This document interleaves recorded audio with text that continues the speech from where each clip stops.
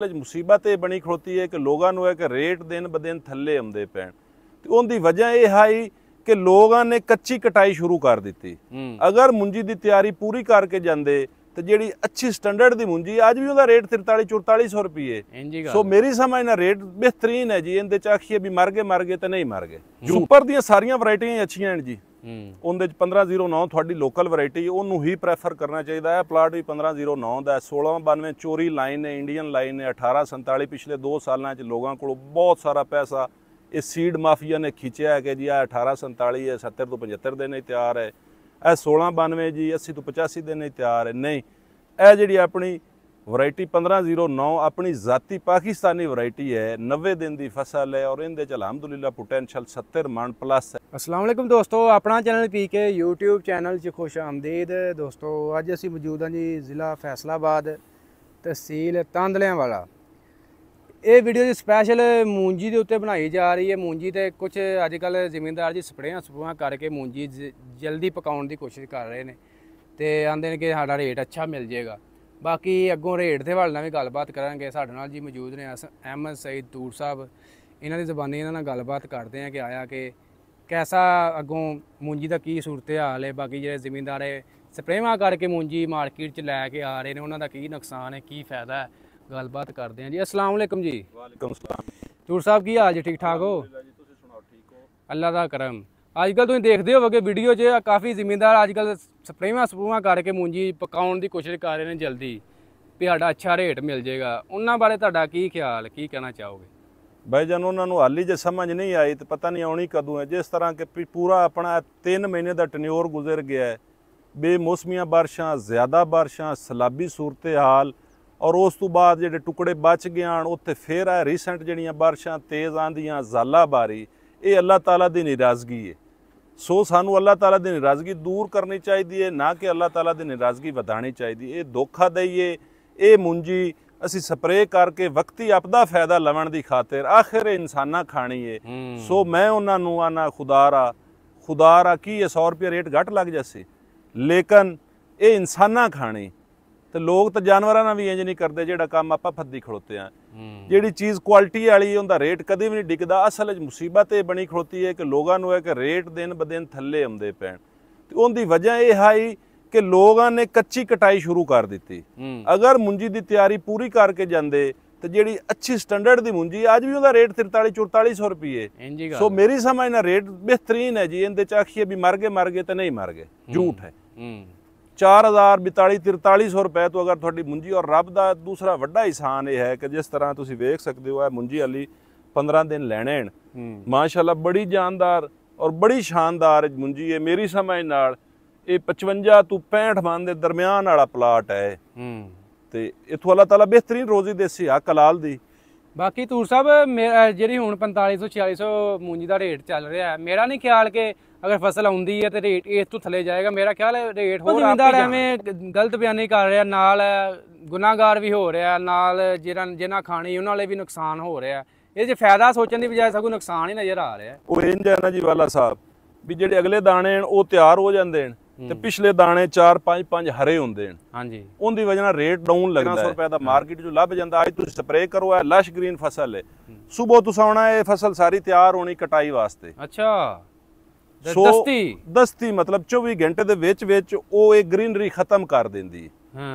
वो पैराकार्ड दे नाम तो एक जहर है, वैसे तो हर कंपनी का लहदा नाम, लेकिन बेसिक जिहड़ा वे जहर है वो पैराकार्ड है। 24 घंटे किसी भी लश ग्रीन चीज़ से तुसीं उहनूं स्प्रे कर दिता तो उनकी ग्रीनरी उस खत्म कर देनी, सारी उस ब्राउन कर देना। सो नहीं करना चाहिए। 2-4 दिन नहीं जी अनलीगल है। वेखो ना इंसाना खानी है वो जहर इन्हां ते रिकमेंड ही नहीं।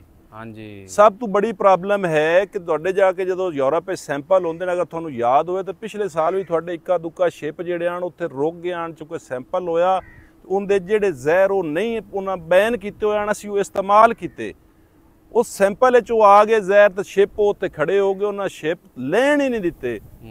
सो सानू फार्मर नूं भी एहतियात करनी चाहिए कि ये मुंजी साडी बाहर जाती है, इनके चो असीं रोजी कमाने, साडा मुल्क इहदे नाल चलदा है तो सानू ये वक्ती मतलब 1500 की जहर की बजाय सानू 2000 वाला बेहतर पा लेना चाहिए जिनका साइड इफेक्ट ना हो, सैंपल ठीक आ जाए। देखो जी ਬਾਹਰ ਐਕਸਪੋਰਟ ਵੀ ਹੁੰਦੀ ਹੈ ਮੂੰਜੀ। ਪਾਕਿਸਤਾਨ ਦਾ ਸਾਖਤ ਖਰਾਬ ਹੁੰਦੀ ਆ, ਇੱਕਾ ਦੁੱਕਾ ਜਿਹੜੇ ਜ਼ਿਮੀਂਦਾਰ 2 ਨੰਬਰੀ ਕਰਦੇ ਨੇ ਉਹਦੇ ਨਾਲ ਪਾਕਿਸਤਾਨ ਦੀ ਸਾਖਤ ਖਰਾਬ ਹੁੰਦੀ ਹੈ। ਜਦੋਂ ਬਾਹਰ ਦੇ ਮਾਲਕ ਜਾਂਦੇ, ਸਾਡਾ ਜਿਹੜਾ ਸੁਪਰ ਕਰਨਲ ਦਾ ਸੁਪਰ ਚਾਵਲ ਹੈ ਬੜੀ ਅੱਛੀ ਕਿ ਸਮਝਿਆ ਜਾਂਦਾ, ਪੂਰੀ ਦੁਨੀਆ ਦੇ ਵਿੱਚ ਜਾਂਦੇ ਨੇ, ਤੇ ਪਾਕਿਸਤਾਨ ਦਾ ਇੱਕ ਨਾਮ ਹੈ ਜੀ ਚਾਵਲ ਦੇ ਵਿੱਚ। ਤੇ ਜਦੋਂ ਇਹੋ ਜਿਹੀ 2 ਨੰਬਰੀ ਹੋਣੀ ਤੇ ਫਿਰ ਨਾਮ ਬਦਨਾਮ ਹੀ ਹੋਣਾ।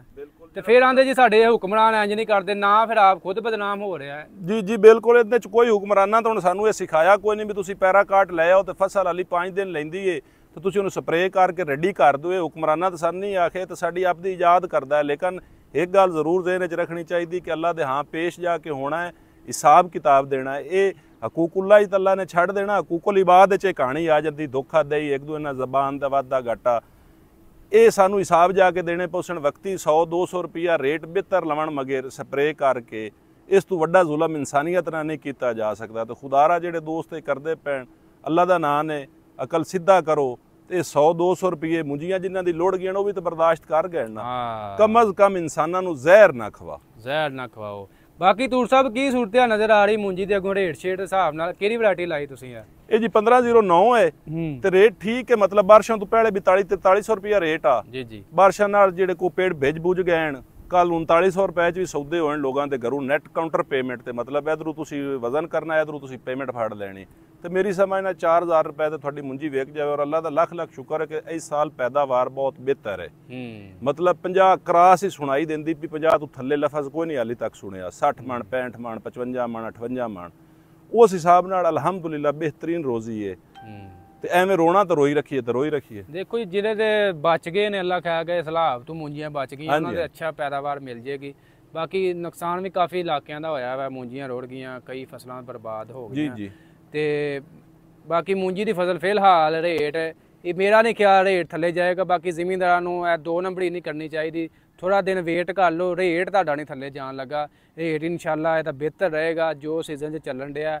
ਹੁਣ ਸੀਜ਼ਨ ਤਕਰੀਬਨ ਸਟਾਰਟ ਹੈ, ਨਵੀਂ ਮੂੰਜੀ ਆਉਣ ਲੱਗ ਪਈ ਮਾਰਕੀਟ 'ਚ, ਰੇਟ ਮਿਲਣ ਲੱਗ ਪਿਆ। ਅਗਰ ਇਸ ਮੂੰਜੀ ਨੂੰ ਮੈਂ ਜੈਨੂਅਨ ਤੁਹਾਨੂੰ ਗੱਲ ਦੱਸਾਂ, ਕਟਾਈ ਹੋ ਕੇ ਇੱਕ ਰਾਤ ਪੈ ਜਾਵੇ ਨਾ ਤੇ ਸਾਨੂੰ ਘਬਰਾਹਟ ਸ਼ੁਰੂ ਹੋ ਜਾਂਦੀ, ਕਿਉਂਕਿ ਹੋ ਜਾਂਦੀ ਹੀਟ ਹੁੰਦੀ ਤੇ ਫਾਰਮਰ ਦੀ ਇਹ ਮਜਬੂਰੀ ਉਸ ਦਸਤੀ ਸੇਲ ਆਊਟ ਕਰਨੀ। ਲੇਕਿਨ ਜਿਨ੍ਹਾਂ ਲੋਕਾਂ ਲੈ ਕੇ ਰੱਖਣੀ ਹੈ, ਇਹ ਵੀਡੀਓ ਆਪਣੀ ਇਨਸ਼ਾਅੱਲਾ ਤੁਹਾਡੇ ਚੈਨਲ ਤੇ ਪਈ ਰਹਿਣੀ ਹੈ। ਇਹ ਮੈਂ ਦੱਸ ਦਿੰਨਾ ਕਿ ਇਹ ਮੂੰਜੀ ਨੇ ਬਹੁਤ ਬੜੇ ਜੰਪ ਮਾਰਨਾ। ਹਾਂ, ਤੇ ਬਾਕੀ ਜੀ ਕੀ ਸੂਰਤ ਹਾਲ ਹੈ? ਕਿਹੜੀ ਵੈਰਾਈਟੀ ਤੁਸੀਂ ਲਾਉਂਦੇ ਕਾਸ਼ਤ ਕਰਦੇ ਤੇ ਕਿਹੜੀ ਵੈਰਾਈਟੀ ਦਾ ਸਮਝਦੇ ਹੋ ਕਿ ਅੱਛਾ ਰੇਟ ਮਿਲਦੇ ਹੈ ਮਕਾਨਾਤ ਐਂਡ ਤੱਕ? ਸੁਪਰ ਦੀਆਂ ਸਾਰੀਆਂ ਵੈਰਾਈਟੀਆਂ ਅੱਛੀਆਂ ਹਨ ਜੀ। ਉਹਦੇ ਚ 1509 ਤੁਹਾਡੀ ਲੋਕਲ ਵੈਰਾਈਟੀ, ਉਹਨੂੰ ਹੀ ਪ੍ਰੈਫਰ ਕਰਨਾ ਚਾਹੀਦਾ ਹੈ। ਪਲਾਟ ਵੀ 1509 ਦਾ, 1692 ਚੋਰੀ ਲਾਈਨ ਹੈ, ਇੰਡੀਅਨ ਲਾਈਨ ਹੈ। 1847 ਪਿਛਲੇ 2 ਸਾਲਾਂ ਚ ਲੋਕਾਂ ਕੋਲ ਬਹੁਤ ਸਾਰਾ ਪੈਸਾ ਇਹ ਸੀਡ ਮਾਫੀਆ ਨੇ ਖਿੱਚਿਆ ਹੈ ਕਿ ਜੀ ਆ 1847 ਹੈ, 70 ਤੋਂ 75 ਦੇ ਨਹੀਂ ਤਿਆਰ ਹੈ। ਇਹ 1692 ਜੀ 80 ਤੋਂ 85 ਦੇ ਨਹੀਂ ਤਿਆਰ ਹੈ। ਨਹੀਂ, ਇਹ ਜਿਹੜੀ ਆਪਣੀ ਵੈਰਾਈਟੀ 1509 ਆਪਣੀ ਜ਼ਾਤੀ ਪਾਕਿਸਤਾਨੀ ਵੈਰਾਈਟੀ ਹੈ, ਫਸਲ ਹੈ। ਔਰ ਇਹਦੇ ਚ ਅਲਹਮਦੁਲਿਲਾ ਪੋਟੈਂਸ਼ੀਅਲ 70 ਮਣ ਪਲੱਸ ਹੈ। ਔਰ ਲੋਕਾਂ ਦੀ ਹੁੰਦੀ ਇਸ ਦਫਾ ਵੀ ਹੋਣੀ। ਸਾਨੂੰ ਉਹੀ ਪ੍ਰੈਫਰ ਕਰਨੀ ਚਾਹੀਦੀ ਜਿਹੜੀ ਸਾਡੀ ਜ਼ਾਤੀ ਵੈਰਾਈਟੀ ਹੈ। ਸਾਨੂੰ ਸੀਡ ਮਾਫੀਆ ਨੂੰ ਪੈਸੇ ਨਹੀਂ ਲੁਟਾਣੇ ਚਾਹੀਦੇ। ਬਿਲਕੁਲ ਜੀ। ਬਾਕੀ ਰੇਟ ਤਕਰੀਬਨ ਇਹਨਾਂ ਤਿੰਨਾਂ ਦਾ ਸੇਮ ਹੀ ਹੈ ਮਾਰਕੀਟ, 1692 ਦਾ ਵੀ, 1847 ਦਾ ਤੇ 1509 ਦਾ ਜੀ ਜੀ। ਤੇ ਕਾਇਨਾਤ ਦਾ ਵੀ ਤਕਰੀਬਨ ਇਹਦੇ ਬਰਾਕਸ ਤਕਰੀਬਨ ਸੇਮ ਹੀ ਆ ਜਾਂਦਾ।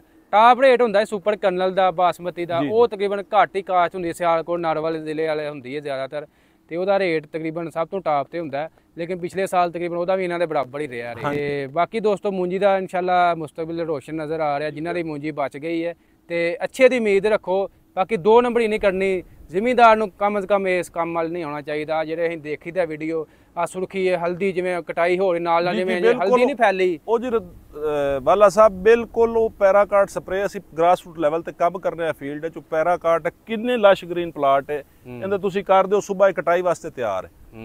ਸੋ ਧੋਖਾ ਦਈਏ, ਇਹ ਫਾਰਮਿੰਗ ਇੱਕ ਵੈਦ ਸ਼ੋਭਾ ਹੈ ਜਿੰਦੇ 'ਚ ਸਾਨੂੰ ਕਮ ਅਜ਼ ਕਮ ਮੈਨੂੰ ਇਹ ਫਖਰ ਹੈ ਕਿ ਇਹਦੇ 'ਚ ਅਸੀਂ ਮਿਲਾਵਟ ਕਰਨੀ ਹੈ ਤੇ ਮਿਲਾਵਟ ਹੋਣੀ, ਅਦਰਵਾਈਜ਼ ਇਸ ਤੋਂ ਹਲਾਲ ਰੋਜ਼ੀ ਕਿਧਰੇ ਵੀ ਨਹੀਂ। ਬਿਲਕੁਲ। ਸੋ ਆਪਣੀ ਇਤਨੀ ਮਿਹਨਤ ਵਾਲੀ ਰੋਜ਼ੀ ਹੈ ਤੇ ਉਹਨੂੰ ਆਪਾਂ ਵਕਤੀ 5000 ਰੁਪਇਆ ਕਿੱਲੇ ਮਗਰੂ ਫਰਕ ਪਾਉਣ ਦੀ ਖਾਤਰ, ਫਾਇਦਾ ਲਵਣ ਦੀ ਖਾਤਰ ਇਨਸਾਨੀਅਤ ਨਾਲ ਧੋਖਾਦਹੀ ਕਰਦੇ ਪਿਆ। ਖੁਦਾ ਰਾ ਉਹ ਸਪਰੇਅ ਤੋਂ ਬੜਾ ਜਾਓ, ਉਹਦੇ ਸਾਈਡ ਇਫੈਕਟ ਉਸ ਅਗਰ ਤੁਹਾਡੀ ਮੁੰਜੀ ਐਕਸਪੋਰਟ ਹੋਣਾ ਬੰਦ ਹੋ ਗਈ ਤੇ ਫਿਰ ਤੁਸੀਂ ਇਸ ਮੁੰਜੀ ਨੂੰ ਕਿਤੇ ਲੈ ਕੇ ਜਾ ਸੀ, ਕਿੱਥੇ ਲੈ ਕੇ ਜਾ ਸੀ। ਬਾਕੀ ਜੀ ਇਸੇ ਨੇਕ ਤਮੰਨਾ ਨਾਲ ਹੀ ਵੀਡੀਓ ਦਾ ਇਖਤਾਮ ਕਰਦੇ ਹਾਂ। ਅੱਲਾਹ ਪਾਕ ਸਾਡੇ ਜ਼ਿਮੀਂਦਾਰਾਂ ਦੇ ਹੱਕ 'ਚ ਬਿਹਤਰੀ ਕਰੇ। ਬਾਕੀ ਦੋਸਤੋ ਵੀਡੀਓ ਅੱਛੀ ਲੱਗੀ ਲਾਈਕ ਸ਼ੇਅਰ ਕਰ ਦੇਣੀ। ਇੰਸ਼ਾਅੱਲਾ ਮਿਲਾਂਗੇ ਨੈਕਸਟ ਵੀਡੀਓ 'ਚ। ਓਕੇ ਜੀ, ਅੱਲਾ ਹਾਫਿਜ਼।